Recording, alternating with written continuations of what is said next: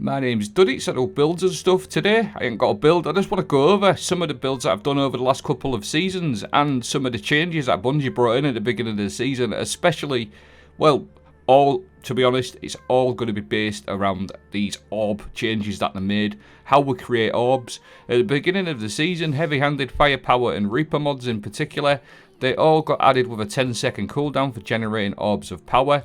Reaper now requires a kill to be secured 10 seconds after using your class ability. Melee kickstart, grenade kickstart and utility kickstart now only refund ability if the player has at least a single armor charge. Not only that, with these as well, now we have to actually equip 2 or 3 of these mods to create orbs basically on a 1-second cooldown. So these changes that they did, I never thought, to be honest with you, the day that we'd see in Destiny that we're actually nerfing orb generation. Now, I don't understand it, like, really, I mean, come on, but they have changed it a little bit.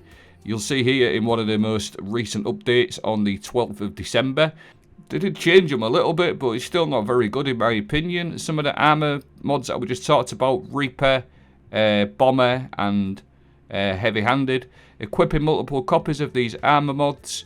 They all create orbs, but you only get 1 copy is a 10-second cooldown, two copies is a 5-second cooldown, 3 copies is a 1-second cooldown.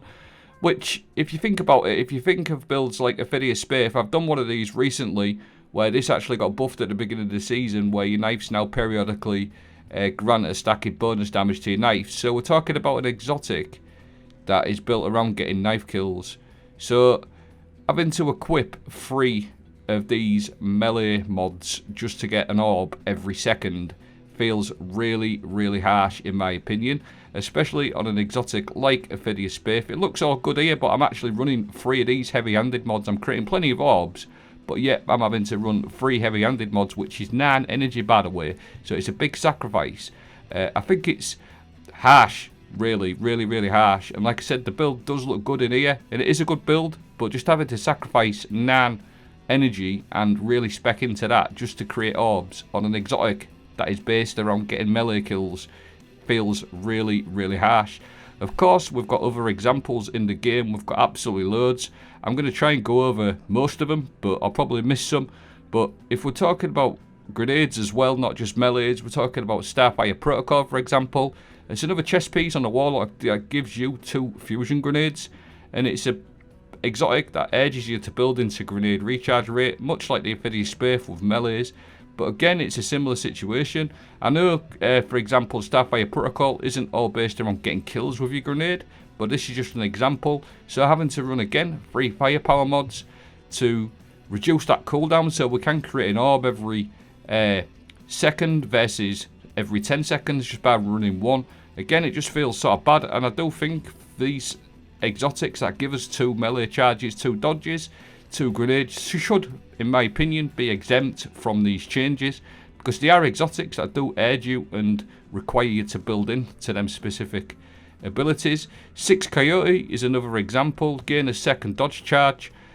So again, we have got plenty of examples in the game, and much like the heavy-handed and the firepower, things like 6 Coyote also got wrecked with things like Reaper, where we have to actually run 3 of these Reaper mods now to get a cooldown every second versus every 10 seconds.